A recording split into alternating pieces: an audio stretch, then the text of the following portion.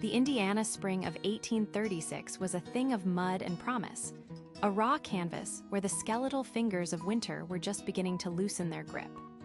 The Wabash River, swollen and brown, carried ice floes like funeral barges, and the vast hardwood forest dripped with a relentless, cold moisture. For most settlers in Tippecanoe County, it was a season of pragmatism, of mending fences, clearing new land, and praying the thaw wouldn't wash away the seeds they were about to sow. Survival was the curriculum, taught by the unforgiving hand of nature. But in the midst of this raw creation, on a cleared patch of land 5 miles from the nearest neighbor, stood a monument to a different kind of creed. The Whitfield Academy was not its official name, but that is what the few locals who knew of it called it. It was a single-room schoolhouse, built not of rough-hewn logs like the surrounding cabins, but of carefully planed poplar boards, whitewashed until they shone with an almost holy luminescence against the gray-brown landscape. Its windows were large and numerous, a shocking expense, designed to let in every scrap of available light. This was not a shelter. It was a temple dedicated to the mind, and its congregation was a single family. Inside, the air was still and smelled of chalk dust, fresh pine, and the faint, sharp scent of carbolic soap. Elias Whitfield stood before his 7 children, his tall, gaunt frame casting a long shadow in the morning light. His face was a map of sharp angles and stern convictions, his eyes the color of a winter sky. He did not shout, for his authority required no volume. His voice was a low, resonant instrument, and it was currently shaping the difficult vowels of Virgil's Aeneid. "Itrum Samuel," he said, his gaze fixed on his eldest. "Again, the cadence is everything. It is the heartbeat of a civilization you have never known, but one you will understand more intimately than any man in this state." "Arma verumc cano?" Samuel, a boy of 17 with his father's height but his mother's softer features, cleared his throat. His eyes flickered for a moment towards the window, where a red-tailed hawk was circling over the woods. He saw freedom in that effortless glide, a stark contrast to the rigid posture demanded of him. "Arma verumc cano," he repeated, his Latin technically correct but lacking the fire his father demanded. "Troia qui primus ab oris?" Elia's lips thinned. "You are reciting, not inhabiting. The words are a vessel, son. You must fill them with their import. This is not a grocer's list." Seated nearby, 12-year-old Martha sat ramrod straight, her hands folded neatly on her small, polished desk. She watched her brother with a mixture of pity and impatience. When her father's gaze swept over her, she offered a small, perfect smile of encouragement. She had already memorized the first book of the epic. She lived for the quiet nod of approval from her father, a reward more precious than any sweetmeat or frivolous ribbon. From the doorway connecting the schoolroom to their modest living quarters, Abigail Whitfield watched. She held a basket of mending, but her hands were still. 40 years of life had etched lines of weariness around her eyes, a deep, abiding sorrow that seemed at odds with the grand project she was a part of. She looked at her 7 children, Samuel, the reluctant heir, Martha, the perfect disciple, the twins, Luke and Mary, bent over their slates, and the 3 youngest, their faces a mixture of concentration and confusion, and a familiar ache settled in her chest. Elias was building a fortress to protect them, a bastion of knowledge and purity in a fallen world. But sometimes, when she looked at the high walls of his making, she wondered if he was building a prison. The lesson was interrupted by the sound of hoofbeats and the jangle of a harness, alien sounds in their carefully curated silence. Elias paused, a flicker of annoyance crossing his face. A moment later, a heavy knock echoed on the door. It was Thomas Davies, their nearest neighbor, a stout, weather-beaten man whose existence was a testament to earthly concerns. He held his hat in his hands, his boots leaving muddy prints on the immaculate floorboards Abigail had scrubbed that morning. "Beg your pardon, Elias Abigail," he said, his voice a rumbling bass that seemed to shake the very air. "Saw the light, just checkin' in, the creek's runnin' high. Wanted to be sure you weren't gettin' washed out." "We are quite sound, Thomas. Thank you," Elias replied, his tone polite but cool. He made no move to invite the man further in. The children were in the midst of their studies. Davy's eyes swept over the scene, the desks, the books, the unnaturally quiet children. He was a good man, a simple man, and he could not comprehend it. Still at it, a fine-looking building, Elias, a real testament. But don't you think the little ones need to, well, be children? Get some mud on their knees. My boys are out chasing squirrels half the day. It's how they learn the world. A thin, almost cruel smile touched Elias' lips. My children are learning worlds, Thomas. Plural, worlds that your boys will never know exist. They are learning the architecture of thought, the mathematics of the heavens, the philosophies that underpin civilization itself. The lessons of a squirrel are fleeting and base. I am providing them with an education for eternity. He spoke the last words with a fervent gleam in his eye, a passion that was both inspiring and deeply unsettling. Davies shifted uncomfortably. He looked at Abigail, searching for an ally, but she dropped her gaze to the mending basket in her hands. He saw the tension in Samuel's shoulders, the way he stared at the floor, refusing to meet anyone's eye. He saw the pale, serious faces of the younger ones. Well, Davies mumbled, backing toward the door. An education for eternity. Right, I'll leave you to it then. God be with you. When the door closed, a profound silence descended once more. The intrusion of the outside world had been repelled. Elias turned back to his children, his posture even more rigid than before. Where were we? Ah, yes, the vessel of language, Samuel. From the beginning. Later that evening, the family ate their supper in the same structured silence that governed their days. The meal was nourishing but plain, free of any indulgence that might dull the intellect or inflame the senses. Afterward, while the children prepared for bed, Elias sat at his large oak desk in the corner of the main room. He opened a heavy, leather-bound journal and dipped his quill in the inkwell. The scratching of the nib was the only sound. He did not write of crops or weather. He wrote of his sacred duty. The world outside is a mire of ignorance and sin. His quill flew across the page. A cacophony of brutish impulses. Here, I have built a sanctuary, a crucible where their minds can be purified, forged, and made perfect. They are clean slates, and I will inscribe upon them the very best of what man has ever conceived. It is a burden, but a glorious one. I will not fail them. Their salvation depends on it. From across the room, unseen in the shadows, Abigail watched him. Her work was done for the day, but she could not find rest. She walked to the window and looked out at the whitewashed schoolhouse, gleaming bone-white in the moonlight. The promise of spring felt distant, a lie. To her, in that moment, the building did not look like a beacon of hope. It looked like a beautifully crafted, perfectly sealed tomb. The Indiana winter did not release its grip easily. Each morning was a fresh battle against the cold. A ritual of grim determination that began long before the sun crested the skeletal trees. The day for the Whitfield children started not with a gentle waking, but with the sharp rap of their father's knuckles on their bedroom door. There was no warmth, no comfort, only the immediate, pressing duty of existence. They would dress in the frigid air, their breath pluming before them, and march in a silent, single-file line from the small, dark cabin to the schoolhouse.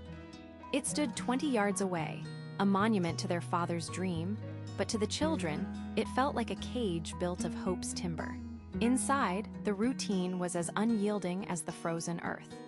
Lessons began with the sun's first weak rays and did not end until it had vanished completely. Elias tolerated no idleness, no daydreaming. His eyes, sharp and perpetually scanning, missed nothing. He would drill them relentlessly on Greek verb conjugations, on the complex genealogies of European monarchs, on the abstract principles of Newtonian physics. He demanded precision, memorization, and above all, a solemn reverence for the knowledge he imparted. There was no room for childhood wonder. When 7-year-old Martha dissolved into a fit of coughing, her small frame racked by the deep chill of the room, Elias merely paused, his gaze hardening. The body is a temporary vessel, Martha. Its frailties are a distraction. Focus your mind, and you will command the flesh. The weight of this existence pressed most heavily on Samuel. At 15, he was old enough to remember a life before this self-imposed exile, a life of town fairs, of other boys, of simple, uncomplicated laughter. Now, his world was confined to these walls and the dense, impenetrable text his father placed before him. But Samuel had a secret. A small, precious rebellion he kept hidden behind a loose stone in the woodpile. It was a tattered novel, a penny dreadful about pirates on the high seas, traded for a well-carved slingshot with the Miller boy on their last trip for Flower months ago. It was forbidden, a vessel of what his father called the world's empty fictions. But to Samuel, it was air. During the brief midday recess, while his siblings huddled together for warmth near the cabin's porch, Samuel would slip away. Crouched behind the woodpile, shielded from the wind and his father's omnipresent gaze, he would lose himself in tales of sandy coves and clashing swords. The tight knot of anxiety in his chest would loosen. His face, usually a mask of strained concentration, would soften with excitement. For 10 minutes a day, he wasn't Elias Whitfield's prized pupil. He was a boy on an adventure. His escape was doomed. Elias, whose philosophy demanded constant vigilance, noted the boy's repeated pattern. One afternoon, a sliver of suspicion led him to follow. He moved with the silence of a hunter, his boots making no sound on the packed snow. He rounded the woodpile and stopped. The sight that greeted him was one of pure sacrilege. His son, his heir, his great project, was hunched over, utterly engrossed in the pulpy, illustrated cover of a cheap novel. For a moment, Elias didn't move. It was not anger that flooded him, but a cold, profound horror, as if he had discovered a cancerous growth on his son's very soul. "What is that poison you are holding, Samuel?" The voice was quiet, almost a whisper, yet it struck Samuel with the force of a physical blow. He snapped the book shut, his heart seizing in his chest. "Father, it is nothing. A story? A story?" Elias stepped forward and snatched the book from his son's numb fingers. He held it as if it were a venomous snake. "The world is full of stories, lies to distract the weak-minded from truth, fictions to rot the intellect. This is not nothing, Samuel. This is an infection." He grabbed Samuel by the arm, his grip like iron, and marched him back toward the schoolhouse, the terrified faces of the other children watching from the cabin porch. Abigail appeared at the doorway, wiping her hands on her apron, her expression clouding with immediate dread. Inside the schoolhouse, Elias' fury became a chilling, theatrical ceremony. He stoked the small iron stove until it glowed red. He gathered all the children inside, their small bodies trembling from both cold and fear. "Your brother has allowed the serpent into our garden," he announced, his voice ringing with righteous conviction. "His mind has been contaminated. We must perform a purification." He handed the book back to a weeping Samuel.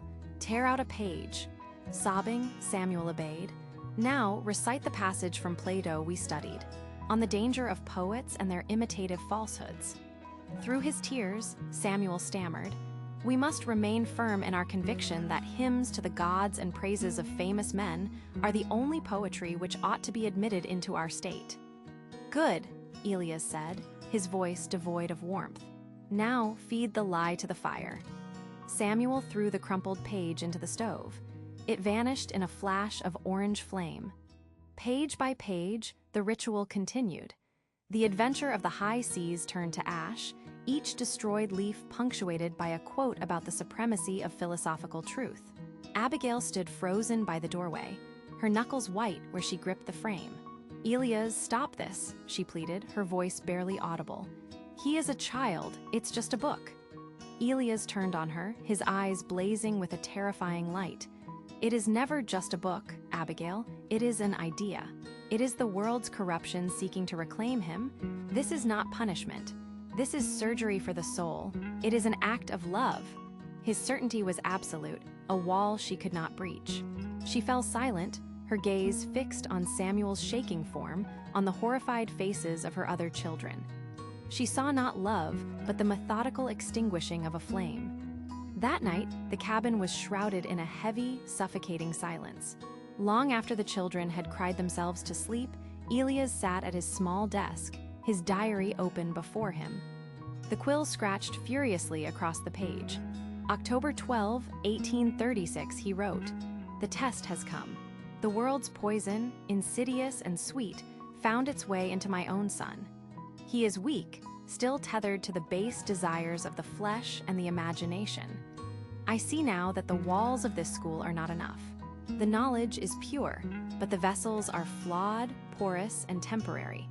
They are susceptible to decay from within. To truly protect them, to make their education eternal and incorruptible, a more permanent preservation is required. The vessel cannot be allowed to fail. It must be consecrated, sealed forever with the truth I have given them, beyond the reach of any worldly temptation." The days that followed the burning of the book were wrapped in a shroud of quiet. It was not a peaceful quiet, but a brittle, suffocating silence that clung to the walls of the cabin like frost. The air, once filled with the drone of Latin verbs and philosophical recitations, was now heavy with unspoken words and furtive glances. The Whitfield schoolhouse had become a tomb of learning, the lessons delivered by Elias with a cold, mechanical precision that offered no warmth, only the chilling expectation of perfect recall. Samuel was a ghost of his former self. The defiant spark in his eyes had been extinguished, replaced by a hollow, guarded watchfulness. He moved through his chores with a listless efficiency, his shoulders hunched as if expecting a blow. At the dinner table, he stared at his plate, his food barely touched, answering his father's questions in a low monotone that was just loud enough to avoid reproach. The other children mirrored his fear. Martha's hands trembled when she cleared the table, and little Joshua, who once peppered his father with endless questions, now clung to his mother's skirts, his thumb perpetually in his mouth. Abigail watched this slow decay of her family's spirit with a pain that was a constant, physical ache in her chest. The sight of Elias, so lost in his righteous certainty, was more terrifying than his anger had ever been. He saw their fear not as a wound he had inflicted, but as a symptom of a lingering disease. He saw their silence not as trauma, but as a stubborn refusal to embrace the purity he offered. He was a physician tending to a patient he was determined to save, even if the cure was more brutal than the affliction. Her rebellion began in whispers and shadows. One evening, after a particularly grueling day of lessons, where Elias had berated Martha for a simple error in translation, Abigail found the girl weeping silently in her cot. She sat on the edge of the straw mattress, the wood creaking under her weight, and simply held her daughter's hand. She said nothing, for words felt dangerous and insufficient. She just sat there, her calloused palm a small anchor of warmth and safety in the cold, dark room. Martha's sobs quieted, and she squeezed her mother's hand with a desperate strength. Another night, she waited until the house was still, the sound of Elias deep breathing a steady rhythm from their bed. She slipped into the kitchen, the floorboards groaning a soft protest. From a hidden cloth sack, she pulled out a small, lumpy apple she had saved from their meager harvest. She crept to the boys' sleeping area and gently shook Samuel awake. His eyes flew open, wide with alarm in the sliver of moonlight cutting through the window. Abigail pressed a finger to her lips, then pushed the apple into his hand. It was a small, simple thing, but in that house, it was an act of profound defiance. It was sustenance given not for intellectual labor, but for comfort. It was a mother's love, raw and unconditional. Samuel stared at the apple, then at his mother, a flicker of the old warmth returning to his eyes before he quickly concealed the fruit beneath his blanket. Elias was not blind to these subtle shifts. He saw the way Abigail's gaze lingered on the children, the way her hands would offer an extra portion of stew or a comforting touch. He interpreted these acts not as love, but as weakness, a contamination of sentimentality that threatened his grand project. Her quiet compassion was, in his mind, another form of the world's poison, seeping through the cracks of his fortress. This realization did not anger him. It filled him with a cold, sorrowful resolve. He saw that even his own wife, the partner in his righteous endeavor, was flawed, too mired in the physical, the emotional, the temporary. He began spending more and more time locked in his study, the small room at the back of the schoolhouse. But his focus had shifted. The Stoic philosophers and Latin grammarians were pushed aside. Now, his desk was covered with texts on botany and chemistry, books he'd acquired over the years for their practical applications in farming and medicine. He pored over diagrams of root systems and floral structures, his finger tracing the descriptions of alkaloids and glycosides. He was particularly fascinated by a detailed study of the foxglove plant that grew wild in the damper parts of their land, and a tattered manual on the chemical properties of arsenic, often used in small doses to treat ailments or, in larger doses, to control vermin. His diary entries, once filled with soaring rhetoric about the purity of the soul, now took on a chillingly practical tone. He was no longer just a philosopher, he was a researcher. October 12, 1836, he wrote, the candlelight flickering across the page. The vessel is the source of the corruption. It yearns, it hungers, it fears. Abigail, in her maternal blindness, seeks to soothe the vessel with worldly comforts, an apple, a soft word. She does not see that this only strengthens the prison, making the soul's escape more difficult. The infection lingers. I see it in Samuel's sullen quiet, in Martha's trembling hands. The lesson was not enough. A lesson impressed upon the mind can fade, but a change enacted upon the body is absolute. I must find a gentler way, a permanent purification, a release, not a punishment. The knowledge is pristine, locked within them.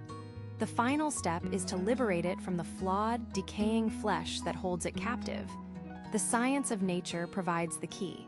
God has placed the cure and the poison side by side in the wild earth. It is a matter of correct application. Before the silence of the Indiana woods, there was the noise of Philadelphia.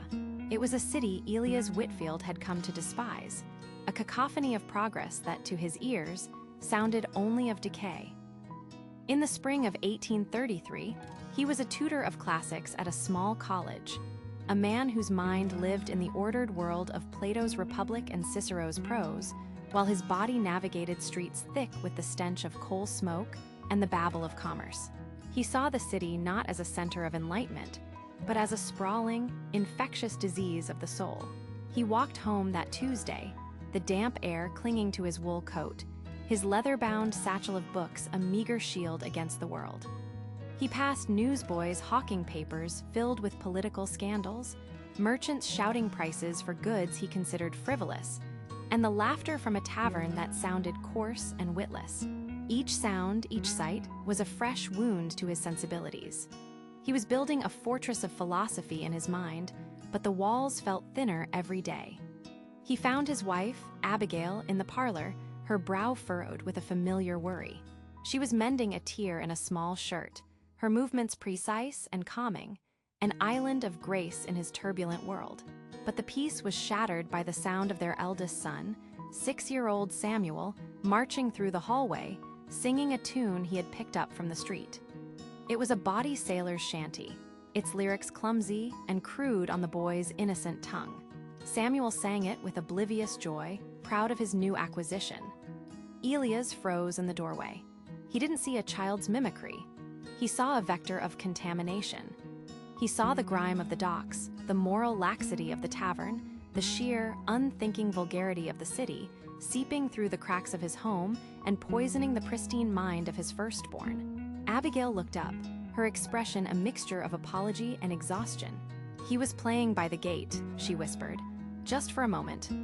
That night, after the children were asleep, the weight of Elia's silence filled their small home. He didn't rage. His anger was a colder, more terrifying thing. He sat across from Abigail at the kitchen table, a single candle burning between them, casting long, dancing shadows on the walls. "It has begun," he said, his voice low and steady, as if announcing a grim diagnosis. "Elias, he is a child. He doesn't even know what the words mean," Abigail pleaded softly, her hands clasped in her lap. "That is precisely the horror of it," Elias countered, leaning forward, his eyes burning with an intensity that always managed to both captivate and frighten her. The poison is sweetest to those who don't recognize it. Today it is a sailor's tune. Tomorrow, a cheap novel that glorifies base passions. Then, it will be the false philosophies of democracy and material gain that they teach in the schools here. They are creating a generation of hollow men, Abigail, and I will not sacrifice our children to it. He stood and began to pace, his words a torrent of long-held frustrations. I fill their minds with the timeless virtues of the ancients, with logic and reason and beauty. But for what? So that the world can undo my work in a single afternoon? It's like tending a garden in the middle of a pigsty. The filth is relentless, it seeps into the soil. Abigail watched him, her heart aching. She knew this man. She knew his brilliance, his deep, abiding love for his children. But she also knew his rigidity, his fear of a world that would not bend to his ideals. "What would you have us do?" she asked, her voice barely a whisper. "We cannot lock them away from the world." "No," Elias said, stopping to look at her. "We cannot lock them away, but we can take them to a new one." He gestured vaguely west. "There is land in Indiana, clean land, untouched. We could build a home there, a life. We could build them a school with our own hands. A place where the only voices they hear are ours, where the only books they read are the ones that will build their character, not erode it. A sanctuary, Abigail, a new Eden, free from the serpent of this modern world." The vision he painted was both magnificent and terrifying. He spoke not of hardship and isolation, but of purity and purpose. He described their children growing up strong and virtuous, their minds unpolluted, their souls secure. He spoke of it as their sacred duty, the ultimate expression of parental love. Abigail thought of her sister who lived 3 streets away, of the familiar comfort of her church, of the simple pleasure of buying fresh bread from the baker who knew her name. All of that would be gone. She thought of the cold Indiana winters, the loneliness, the sheer, crushing weight of her husband's singular vision. "Elias, that is a wild and lonely place," she said, her voice trembling slightly. "We would have nothing. No one. We would have everything that matters," he insisted, kneeling before her and taking her hands in his. His grip was firm, resolute. "We would have them, whole and pure. Is there any sacrifice too great for that? I would build this fortress for them, Abigail. With my own 2 hands, I will build them a temple. Please, trust me."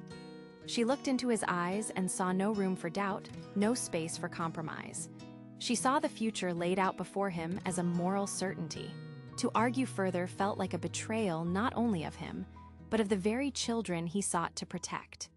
In that moment, her fear was overcome by her love and by the powerful, persuasive force of his conviction.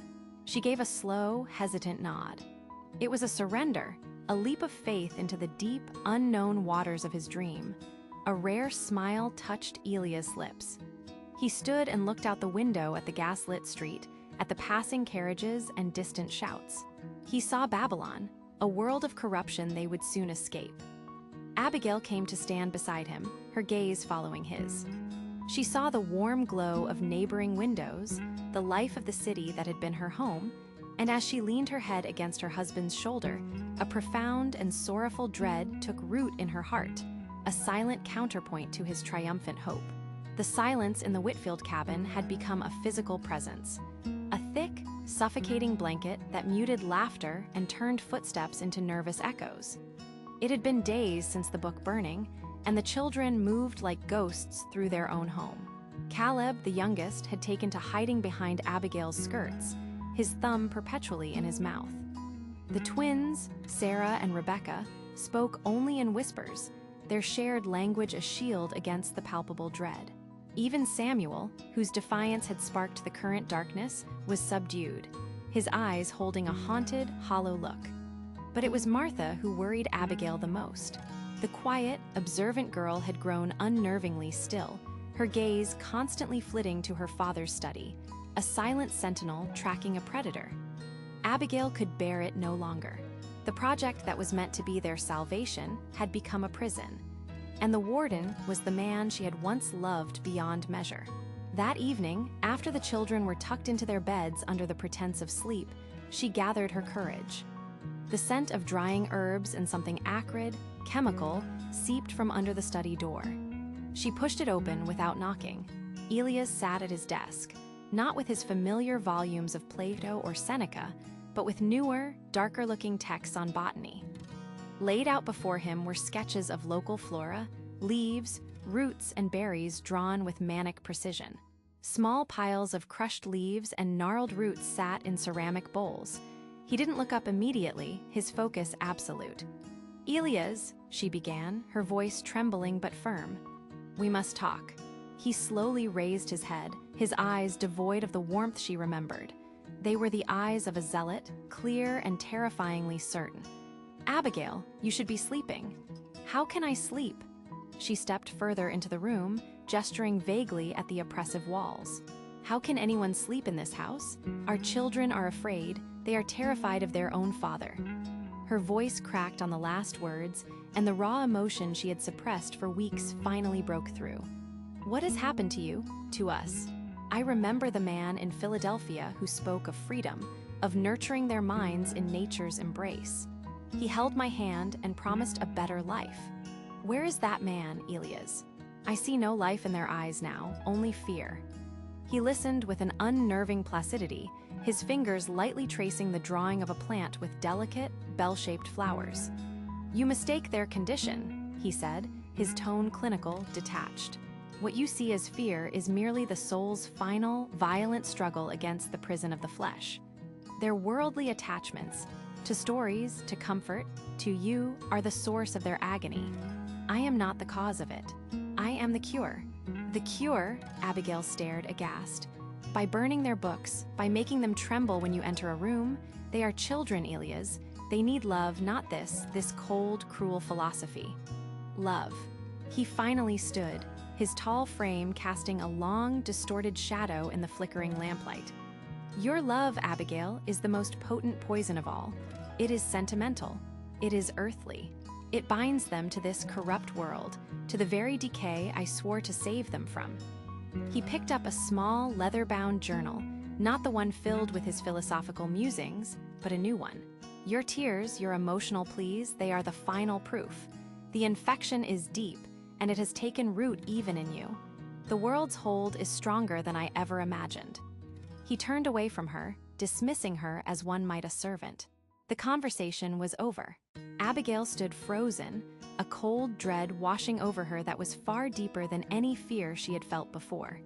She hadn't reached her husband. She had only confirmed his madness, solidifying his terrible resolve. She backed out of the room, pulling the door closed, and the acrid smell of his work seemed to cling to her, a harbinger of the end. 2 nights later, a sliver of moon offered little light. Martha woke to the sound of the cabin's main door creaking open. A deep-seated unease, born from her father's chilling transformation, pulled her from her cot. Barefoot and silent, she slipped through the main room and peered through a grimy pane of glass in the window. She saw her father's silhouette moving purposefully toward the woods that bordered the creek.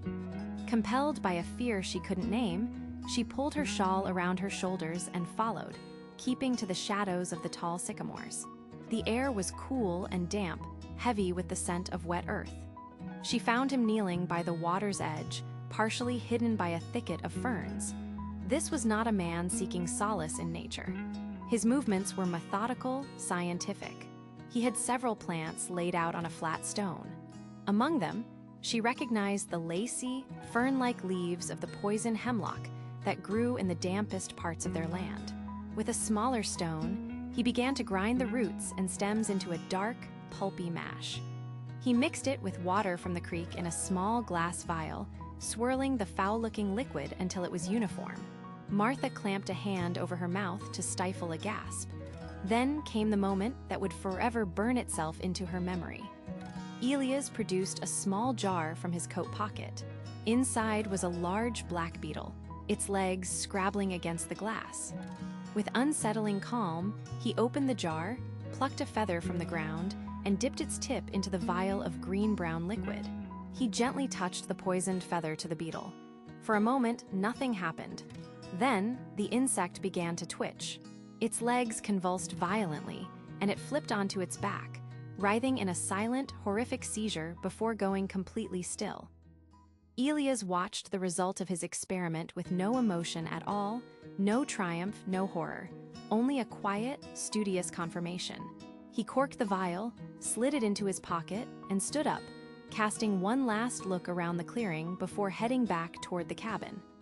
Shivering uncontrollably, Martha shrank back into the darkness, pressing herself against the rough bark of a tree. She waited until his footsteps faded completely before she dared to move.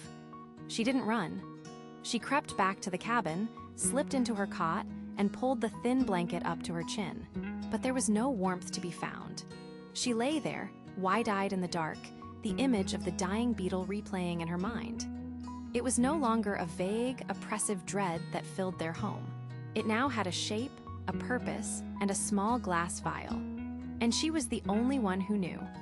The weight of what Martha had seen settled in her bones, a cold, heavy thing that made the familiar floorboards of the cabin feel unsteady beneath her feet. Sleep offered no escape. The image of the twitching beetle, its legs curling in a final, silent agony, was seared behind her eyelids. Every creak of the house, every rustle of the wind in the trees, sounded like her father's footsteps returning from the creek. The next morning, the world seemed leached of its color. The sunlight slanting through the single window of the schoolhouse felt weak and sterile, casting long, skeletal shadows across the room. During the morning lesson, Martha couldn't focus on the Latin declensions. Her gaze kept darting to her father. He was a stranger to her now. The hands that pointed to the chalkboard, the voice that methodically corrected her brother Joshua's pronunciation, they were the same hands and voice that had measured and mixed death by the water's edge. He seemed calmer than he had been in weeks, possessed by a serene and terrible certainty. It was a placid mask that was far more frightening than his recent fury. Samuel, sitting across from her, noticed her pallor and the tremor in her hands. He caught her eye once, his brow furrowed with a silent question, but Martha quickly looked away, her heart hammering against her ribs. To speak of it, to give the secret voice, felt like a betrayal she was not yet ready for. Who would even believe her?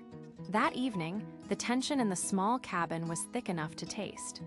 Abigail moved with a heavy, defeated grace, placing bowls of thin stew on the table. She avoided Elia's gaze, her face a carefully blank canvas that failed to hide the deep, purple hollows under her eyes. The confrontation had broken something in her, replacing her fire with a brittle, watchful stillness. Elias cleared his throat, and all 7 children flinched. He surveyed their faces, his expression unreadable. "From tomorrow," he began, his voice even and instructional, as if announcing a new lesson plan, "we will be taking a new step in our spiritual and physical purification. The land here is rich with herbs that can fortify the body against weakness and the spirit against temptation. I have prepared an infusion, a special tea, which we shall all drink each morning. It will cleanse us." Abigail's head snapped up, her eyes wide with alarm. "What tea, Elias? What is in it?" "Simple botanicals, Abigail," he replied smoothly, not meeting her gaze. "Things that will aid our humors and bring clarity. It is for our health." The word cleanse hung in the air, venomous and charged. Martha felt a wave of nausea so powerful she had to grip the edge of the bench. She looked at Samuel, and this time she didn't look away. In his eyes, she saw not just confusion, but the same dawning horror that was suffocating her. He knew. He didn't know how or what, but he knew this was not about health. Later that night, long after the younger children's soft breathing filled the loft and her parents' door was shut, Martha slipped from her cot.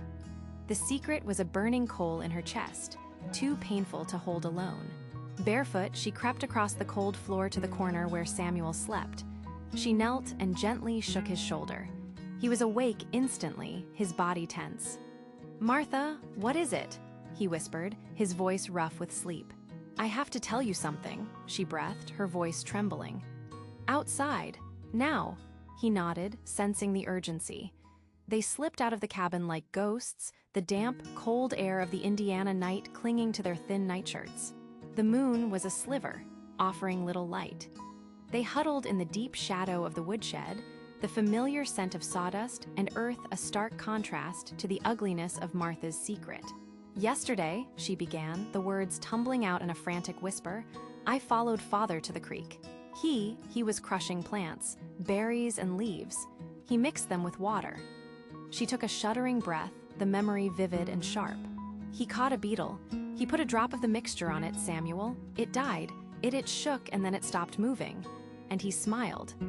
Samuel stared at her, his face a pale blur in the gloom. For a long moment, he said nothing. He wasn't looking at her, but past her, at the dark, silent shape of the cabin. The puzzle pieces were clicking into place. The book burning, the talk of poison and infection, and now, the cleansing tea. "The tea," he said, his voice flat with realization. "The tea he wants us to drink." Martha began to cry, silent, racking sobs that shook her whole body. Samuel put a hand on her arm, his grip surprisingly firm. The shared terror created an immediate, unspoken bond between them. They were no longer just siblings, they were allies. "We can't drink it," he said, his voice low and hard. "We won't." "But how?" Martha whispered.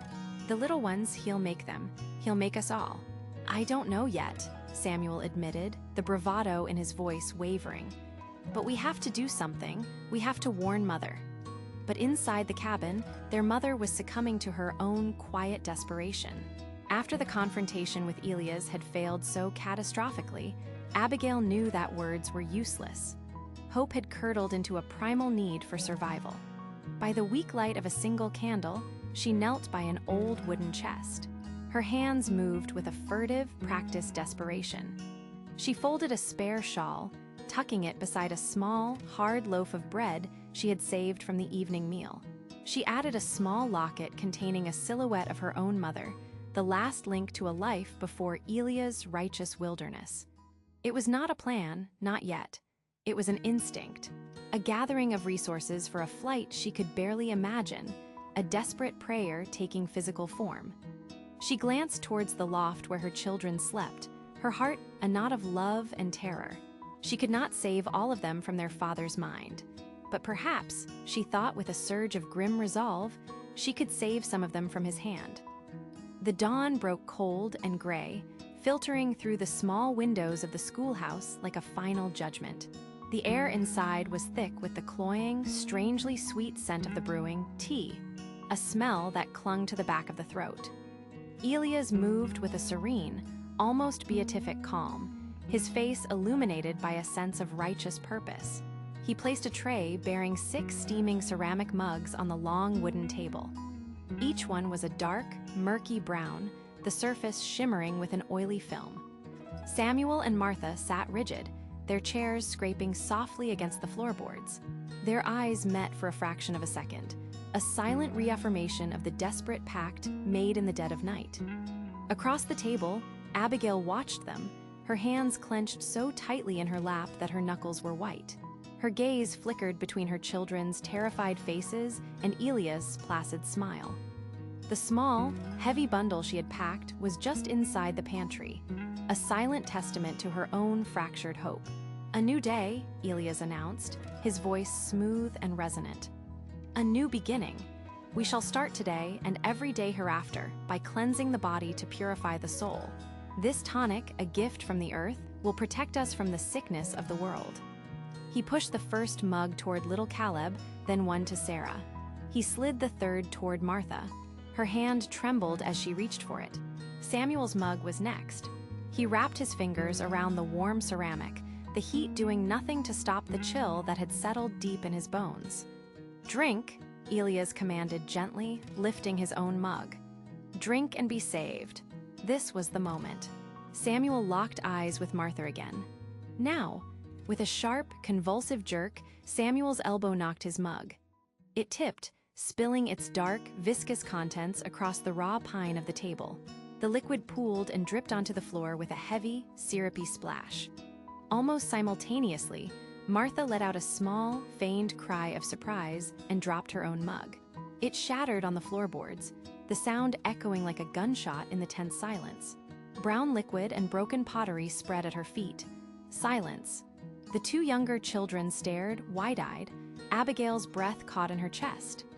Elias slowly lowered his mug, his serene expression cracking. It didn't crumble into anger at first, but into a look of profound, sorrowful disappointment.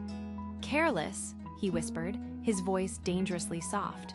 "So very careless. Or perhaps defiant." His eyes, once filled with a mad light of salvation, now glinted with cold fury. He stood up, his chair scraping violently against the floor. "The Lord despises a rebellious spirit. It is a weed that must be torn out by the root."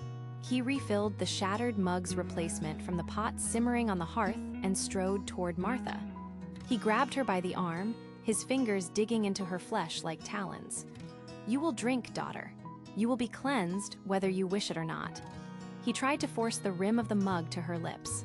Martha twisted her head away, tears streaming down her face, a choked sob escaping her. "No, Father, please." That was the breaking point. The sight of his sister's terror snapped something in Samuel. All the fear, all the resentment, all the suffocating pressure of the past months erupted into pure, protective instinct. He launched himself from his chair, not with a plan, but with the raw desperation of a cornered animal. He slammed into his father's side, trying to break his grip on Martha. Elias roared, a sound of pure, thwarted rage. He was wiry but strong, and he threw Samuel off with a powerful shove. Samuel stumbled backward and fell hard, his head cracking against the leg of the table. For a moment, the world swam in a haze of stars and pain. Abigail saw it all in a horrifying, slow-motion tableau. Martha crying, Elias' face contorted with rage, Samuel on the floor. The debate in her mind, the wavering between fight and flight, was over. Her children were being attacked. There was no choice left. She moved without thinking. Her hand, which had been resting near the hearth, found the cool, heavy handle of the cast-iron skillet. It was heavy, solid, an instrument of nourishment she had used 1,000 times. Now, it was a weapon. She lifted it, her muscles screaming with the effort, and swung it with all the force of her maternal terror. The skillet connected with Elias' shoulder and the side of his head with a sickening thud. It wasn't a clean, decisive blow. It was clumsy and desperate. Elias grunted, his eyes wide with shock and pain. His grip on Martha loosened, the mug falling from his hand and shattering. He staggered back, one hand flying to his head, a dazed, uncomprehending look on his face as he stared at his wife, his helper, his partner, now his assailant. "Gio!" Abigail screamed, her voice raw. "Samuel, get your sister." "Gio now?" Samuel scrambled to his feet, grabbing Martha's hand. He pulled her toward the door, past their two younger siblings who were now wailing in terror. Abigail was right behind them. She didn't hesitate. She snatched the crying Sarah with one arm, grabbed Caleb's hand with the other, and seized her precious bundle from the pantry on her way out. They burst out of the schoolhouse and into the unforgiving light of the Indiana morning. The air was sharp and cold, a shocking contrast to the suffocating warmth of the room they'd fled. They didn't look back at the man stumbling in the doorway, or at the dark liquid seeping into the floor of the school built on a foundation of impossible dreams. They ran. They plunged into the dense, indifferent woods, branches scratching at their faces, their feet slipping on damp leaves. They ran on pure adrenaline, fueled by a terror that was now mixed with a wild, shocking surge of liberation. They ran toward the smoke they sometimes saw rising in the distance, toward the neighbor's homestead, toward any semblance of a world that was not ruled by poison and psalms. Days later, in the warm, cluttered cabin of the pragmatic farmer who had taken them in without a second thought, Abigail watched her children sleep. They were huddled together on a pallet by the fire, their faces still etched with the shadows of their ordeal, but their breathing was even and deep. They were safe.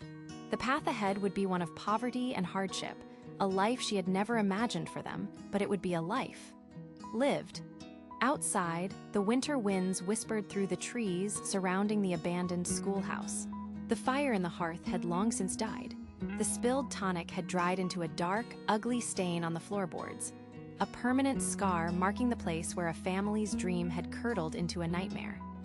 The wilderness, patient and persistent, was already beginning to reclaim the small, lonely clearing, swallowing the monument to a purity so absolute it could only end in destruction. But the family it was meant to entomb was gone, saved not by dogma or a father's mad vision, but by a brother's courage, a sister's warning, and a mother's desperate, powerful, and profoundly human love.